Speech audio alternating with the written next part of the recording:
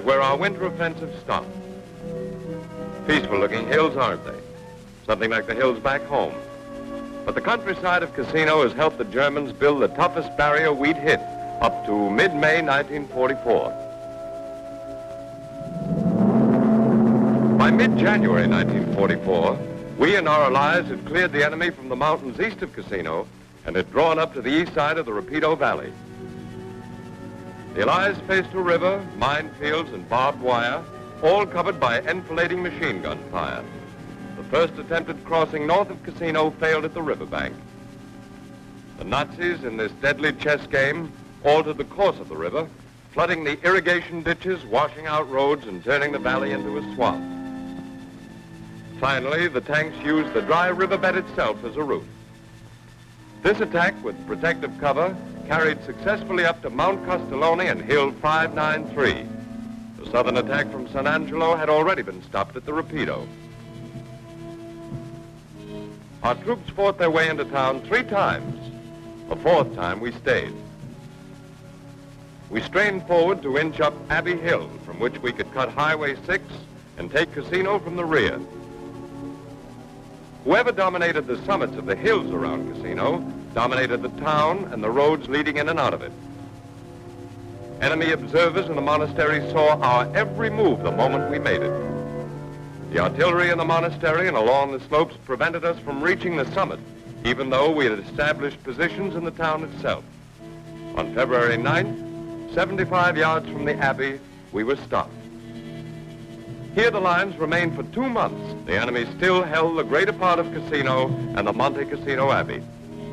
It became a question of destroying a monument or sacrificing our men. There was actually no question. The troops were withdrawn 1,000 yards.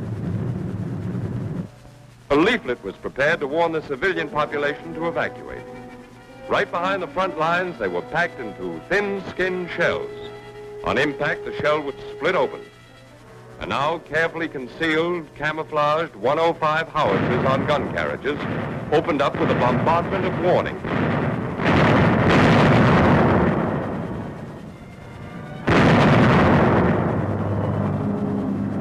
"9:28 a.m., February 18th. A-20s were airborne. 226 bombers took part in the attack. Wave after wave of B-25s, and later B-17s, B-24s, B-26s, planted more than 500 tons of bombs in 4 hours. Between waves, our heavy artillery took up the bombardment.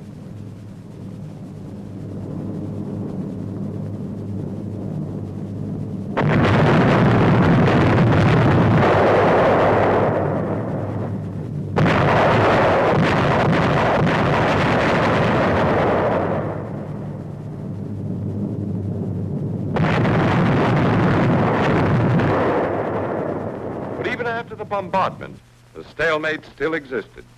The Germans filtered back into their positions on Mount Cassino, reinforced their strongholds in the town. Over Route 6 and through tunnels from the Ducal Palace, supplies streamed into the Nazi Green Devil Parachute Division, clinging to the amphitheater, the Colosseum, the Ducal Palace, the railroad station, the Hotel des Roses, the Yellow House, the Continental Hotel, Castle Hill, and Hill 165. These points were ordered to resist to the last man. Against the menace of the Nazi heights, we held Mount Trocchio. By Trocchio and on Mount Castellone and all along our line, we placed the most massive concentration of artillery pieces of the Italian campaign. From the smallest mortars and howitzers on the border of no man's land to 155 long toms and 240 howitzers in the rear, we were ready to begin the third and fiercest attack. The rear of our lines was a beehive of activity. Troops and M4 Shermans moved up, and at every airfield in the Italian theater, planes were being ready to wipe a city off the map.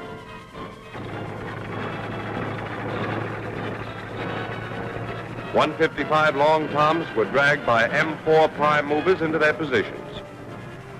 The Positions were carefully chosen to keep down the chance of detection by enemy air or ground observation. The crews were ready, eager. This was the kind of show they had trained for, training that blended these guns completely with landscape. And at last, the 240 howitzer, emplaced with the help of a crane and a prime mover improvised out of an obsolete Sherman tank. Emplacing one of these giants was a specialist job, and every man of the 32 in this section knew each move he had to make, from establishing the line of fire before the howitzer was mounted to inspecting it after the operations were finished. Finally, additional sound plots. With poor visibility, this equipment would be invaluable. The location of each microphone was carefully selected for the best reaction. After that, the line was checked by phone. It checked, so the cylinder was connected and enclosed in a watertight bag. One of the men tested it for sound. It was suspended and finally concealed under a loose layer of dirt. Now, should an enemy gun fire, the microphones would pick up the sound. It would be recorded on film either at a special laboratory or at the command post. The time intervals would be called off to the computer, relayed to the plotting table, and translated into distances. The plotters would then locate the positions of the enemy guns, check them on a terrain map, and phone in the grid numbers to battalion headquarters. And so even if the enemy gun flash were obscured, we'd be able to return his fire within 5 yards of his emplacement. 0830, March 15th. Again, we took to the air. First, the mediums. They came from Sardinia, Corsica, everywhere.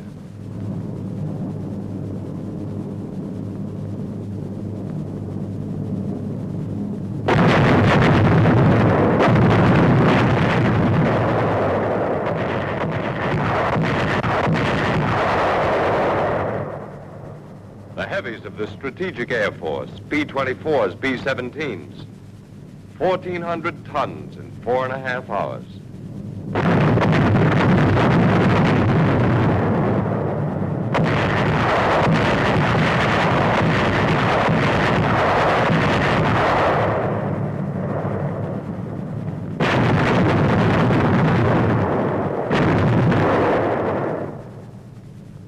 But nothing was finished.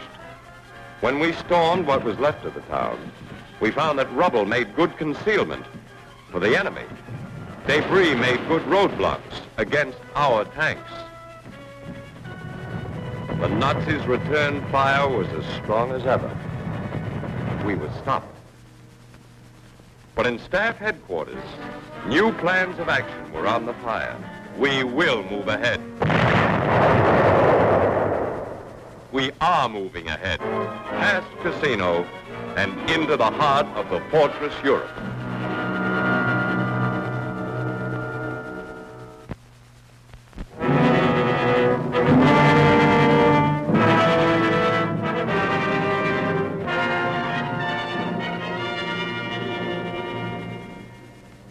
Dense vegetation, insects, swamps, and Japs. It takes plenty of know-how to lick any one of them. In jungle fighting, a hill is a necessary objective.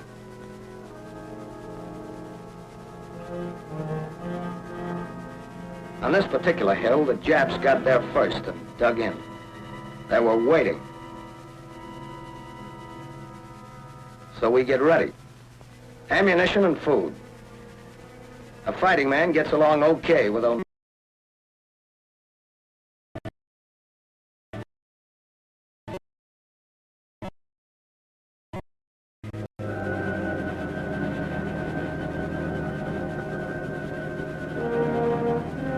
non-coms pass the word around.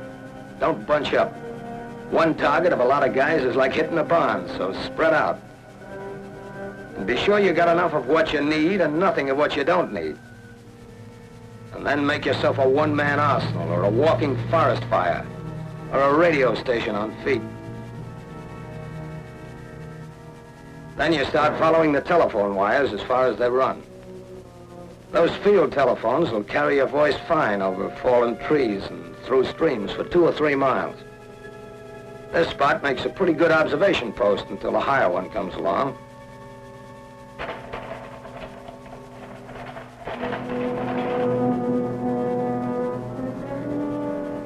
At least from here you can see the smoke signals and the panels in the neighborhood when communications break down. About 200 logs, a couple of thousand feet of rope, and 6 engineers get us to the jump-off position the easy way.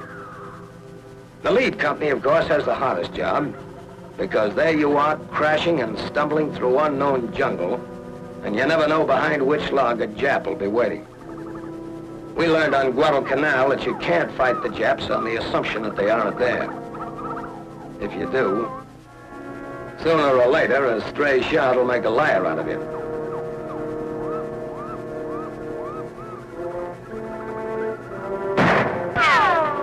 When you don't know where the fire is coming from, you keep as low as you can and let the jungle cover you.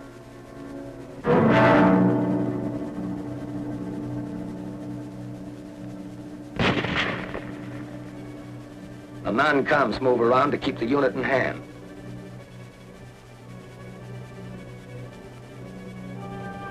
It's uphill most of the way.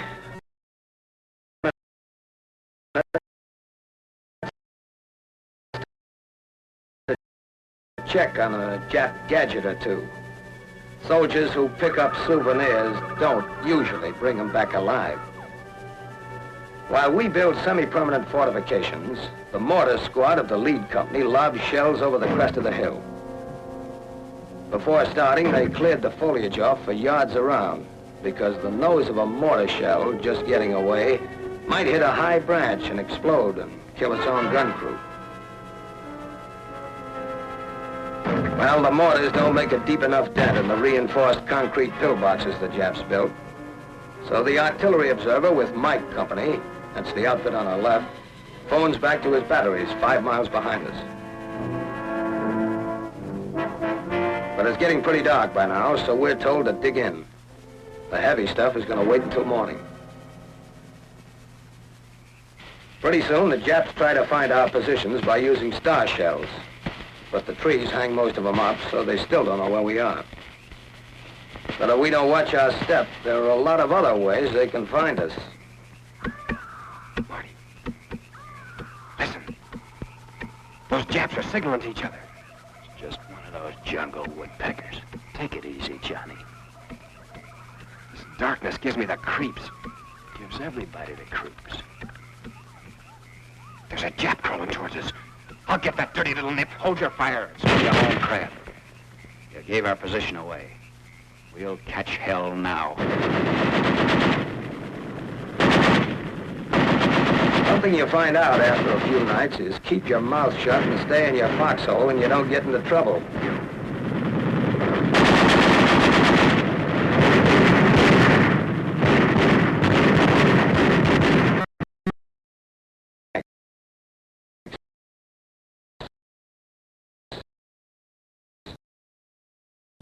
But it doesn't look hopeful.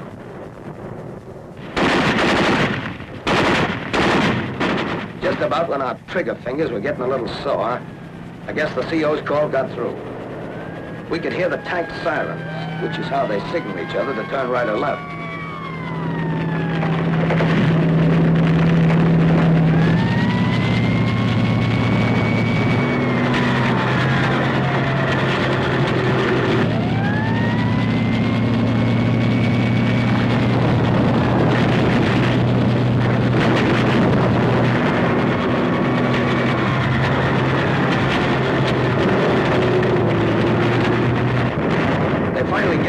And start blasting away. We're sniping at the Japs who are trying to make a getaway.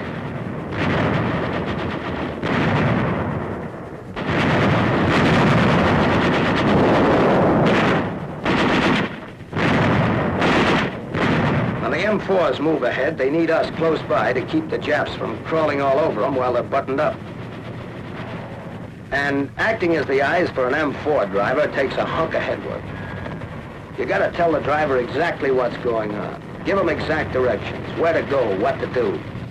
A buttoned-up tank in these jungles is about as blind as a bat.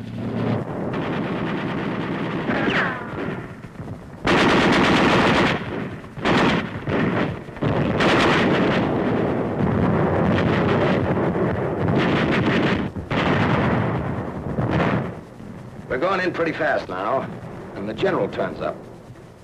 Wants us to pick up a couple of Japs alive. Says something about G2 needing information.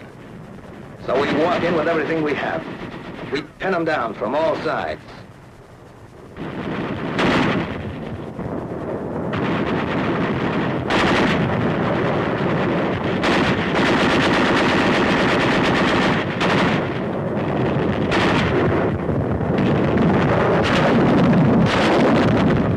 And then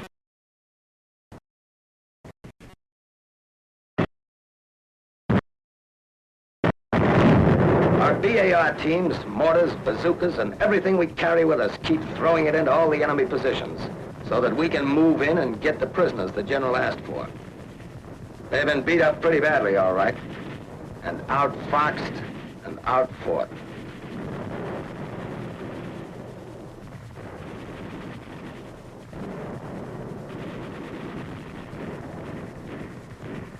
They tell me the groggy Japs passed out enough information for us to go in and clean up the stubborn spots.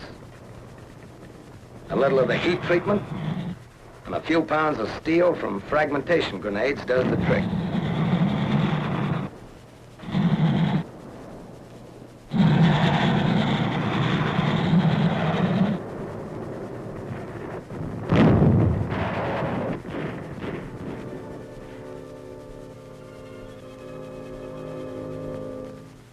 Finally, the job's done. And we're right on top, where we take a well-needed breather. Taking a breather every chance you get, even during battle sometimes, helps plenty.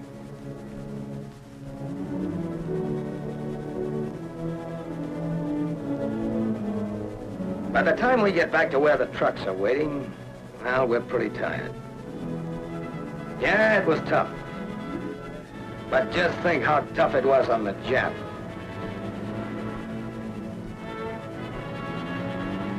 Well, we got the hill and every Jap on it. It's all in a day's work, if you know how.